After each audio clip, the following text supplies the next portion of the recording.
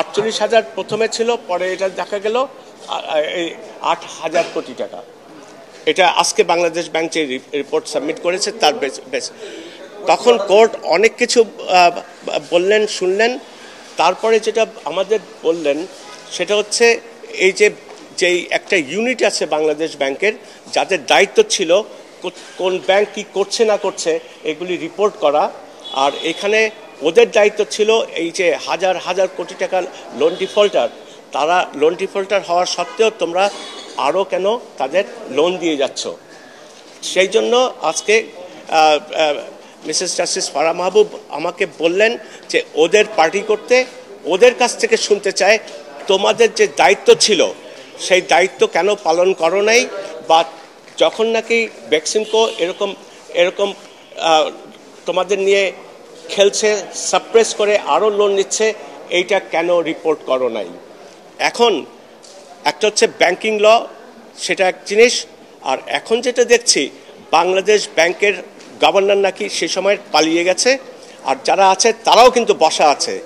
বাংলাদেশ ব্যাংকে এরকম সালমানের কথায় সব কিছু সাপ্রেস হয়ে বাংলাদেশ ব্যাংকের গভর্নর একা দায়ী? এরা দায়ী না? এদের প্রত্যেকের এগেনস্টে ক্রিমিনাল কেস আমি করার জন্য বলবো, বিকজ এইটা যে টাকা নিয়ে যাচ্ছে এটা একটা ফিনান্সিয়াল ক্রাইম, মানি লন্ডারিং হচ্ছে এটাও একটা ক্রাইম। বাংলাদেশ ব্যাংকের ওদের আমি পার্টি করে ওদের আমি কোর্টের কাছে বলবো টু ইনভেস্টিগেট দেম, বিকজ কোনো ব্যাংকিং লতে না, because they were partners in crime. এদের যদি না ধরেন অন্যান্য ব্যাংকে এলসি খুলতে যেগুলি হচ্ছে এগুলির সমাধান কোনো সময় হবে না। এই বাংলাদেশ ব্যাংকের একটা ইউনিট আছে, বাংলাদেশ ফিনান্সিয়াল ইন্টেলিজেন্স ইউনিট। এদের দায়িত্ব ছিল কোন ব্যাংকে কি হচ্ছে, এই যে অগ্রণী ব্যাংক এবং নেক্সট হচ্ছে সোনালী ব্যাংক, এরা যে সমানে লোন দিয়ে যাচ্ছে এই টাকা তো দেশে ফেরত আসবে না।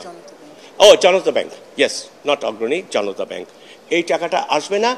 এরা কেন এটা পয়েন্ট আউট করে নেই, বা তাদের হাতেই আইন ছিল যদি তারা ডিফল্টার হয় তাহলে ব্যাংকে স্টেপ নিত, বাংলাদেশ ব্যাংক কি করতে হবে, সেখানে কোনো স্টেপ না নিয়ে সমানে লোন দিয়ে যাচ্ছে, এটা হইতে পারে না।